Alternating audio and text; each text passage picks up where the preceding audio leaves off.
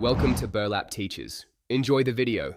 You start right away by verifying your Sapphire plugin version and whether it's licensed, because that determines available controls.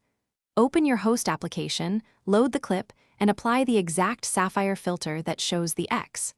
Once applied, inspect the effects parameter panel. Make sure layer and overlay sections are visible.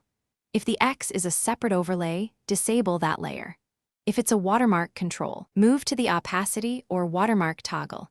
Do this now to reveal editable controls. Once you see the X parameters, reduce opacity, change blend mode, or toggle the watermark option. These remove it without altering your grade. If the X is baked into the media, you will use your host's clone, patch, or content-aware removal tools. Apply them on a duplicate layer and feather masks. Make sure to track moving subjects if the X shifts. After adjustments, render short preview segments. This confirms the removal and reveals any artifacts you must fix before final output. To finish, lock your corrected layers and render the final clip at full quality. Compare multiple frames to ensure seamless removal. If you see ghosting or color shifts, refine masks, apply temporal smoothing, or add matching grain to blend corrections.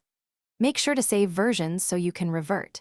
If removal fails, return to the original file and try a different technique, masking versus content-aware, because one method often solves issues the other cannot. That single troubleshooting step usually fixes stubborn X marks. Thanks for watching. Consider subscribing if this video helped you.